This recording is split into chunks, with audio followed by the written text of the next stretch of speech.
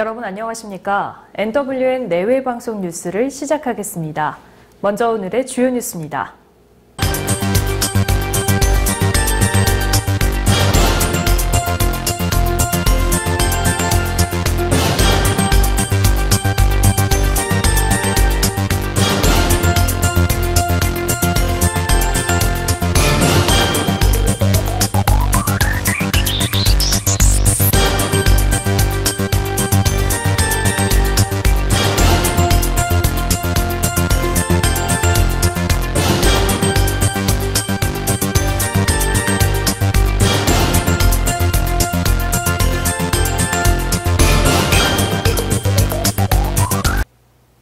자유한국당 김병준 비상대책위원장은 문재인 대통령이 생활적폐 청산을 외치는데 청와대 내부는 썩어 들어가고 있다고 말했습니다. 김 위원장은 어제 국회에서 열린 비대위 회의에서 대통령 해외 순방 중 청와대의 기강회의가 이곳저곳에서 터져나오는데 남의 눈에 튀는 적폐라고 하면서 내 눈에 들보에 눈을 감아서는 안 된다며 이같이 밝혔습니다. 김 위원장은 문 대통령이 이 부분을 앞으로 어떻게 처리할지, 귀국 후에 어떤 조치를 내릴지 국민과 함께 지켜보고 기다리겠다고 덧붙였습니다. 최근 불거진 청와대 특별감찰반 비위 사건과 관련해 여당 내에서도 조국 책임론이 나온 가운데 여당 일부 의원들이 조국 민정수석이 사퇴해선 안 된다는 입장을 밝혔습니다.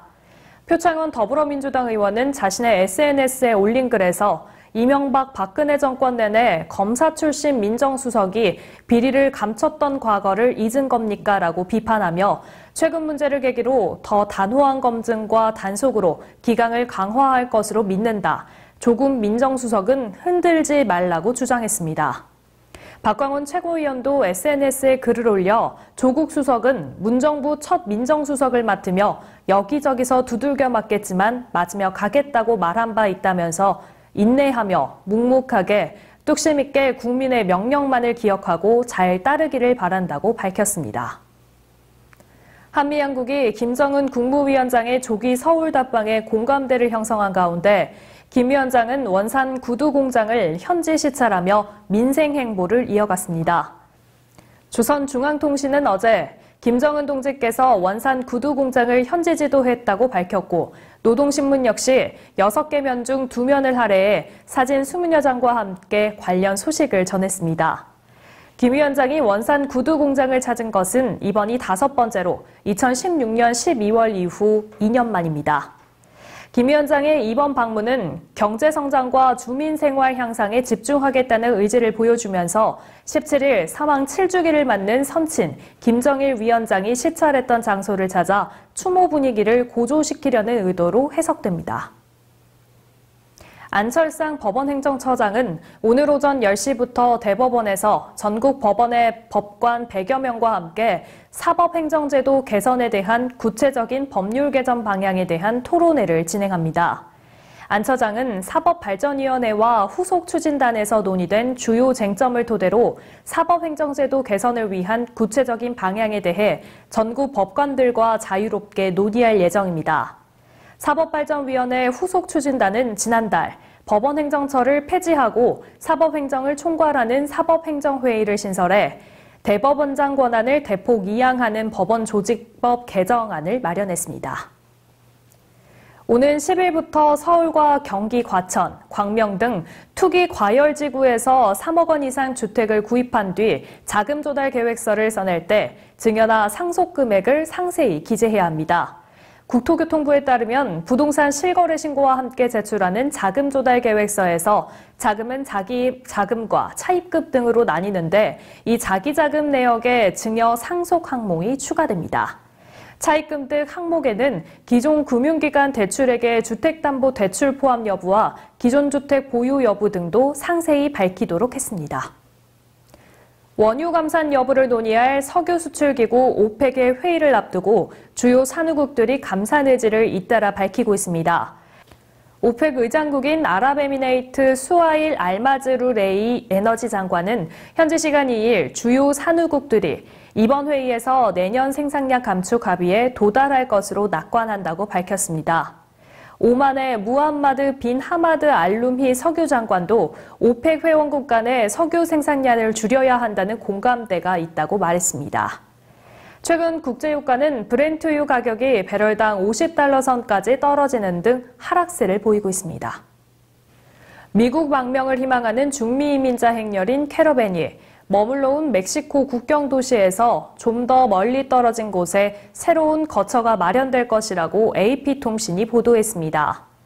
티우아나시 관리는 현재 임시보호소는 나쁜 위생 여건으로 폐쇄한다면서 국경에서 다소 떨어진 옛 콘서트장 부지로 이주하게 될 것이라고 밝혔습니다. 미국 샌디에이고 국경과 맞닿은 티우아나의 한 스포츠 복합단지에 중미 이민자 6천여 명이 한꺼번에 몰리면서 위생 여건이 매우 나빠졌기 때문입니다. 멕시코 정부는 내부적으로 미국 망명 신청을 기다리는 이민자들이 국경 인근에 머무는 것보다 먼 곳에서 대기하는 것이 불법 월경 시도 등을 차단하는 데 도움이 될 것으로 판단한 것으로 알려졌습니다. 국가부도의 날이 개봉 후 줄곧 박스오피스 정상을 지키며 개봉 첫 주 150만 관객을 돌파했습니다. 3일 영화진흥위원회 영화관 입장권 통합 전산망에 따르면 이 영화는 지난 주말 이틀간 82만 6,786명을 동원하며 누적 관객 수 157만 1,276명을 기록했습니다. 영화는 1997년 외환위기를 일주일 앞두고 서로 다른 선택을 한 사람들의 이야기를 담았습니다. 한국 여자 탁구가 14세 탁구 천재 신유빈의 활약으로 세계 주니어 선수권 대회 8강에 올랐습니다. 한국 시간으로 3일 호주 벤디고에서 열린 대회 여자 단체전 2조 예선에서 신유빈과 유예지, 유한나를 앞세워 브라질을 3대 0으로 완파했습니다. 5살에 SBS 예능 프로그램인 스타킹에 출연하고 군포 화산초등학교 3학년이던 2013년에는 종합선수권대회에서 대학생 언니를 꺾어 화제를 모았던 신유빈은 이번 대회에서도 언니들과 경쟁해서 탁구 실력을 뽐냈습니다. 지난주 제4회 대한민국 인성영화제 소식 전해드렸었는데요. 지난 12월 1일 구리시청 대강당에서 제4회 대한민국 인성영화제 시상식이 거행됐습니다. 경남 진주 경혜여중 목검이 대상에 올라 문화교육부 장관상을 받았습니다. 대상장 목검은 극영화로 문제의 아이자 반항아 최유빈이 가출 후 학교에서 상담을 받는 도중 아버지가 찾아와 목검을 들고 내리치고 이를 막아선 담임의 희생을 보며 스스로를 반성하고 평범한 학생으로 돌아온다는 내용입니다. 가출과 문제아라는 소재를 청소년의 시선으로 표현했으며 인성영화제 취지에 알맞다는 평가를 받았습니다. 목검은 대상과 상금 500만 원을 받았습니다. 대상을 수상한 진주 경혜여중 교장 선생님과 학생들, 이병철 대회장 소감을 화면으로 준비했습니다. 함께 보시죠. 40년대 노래 진주라 천리길이라는 노래가 있습니다.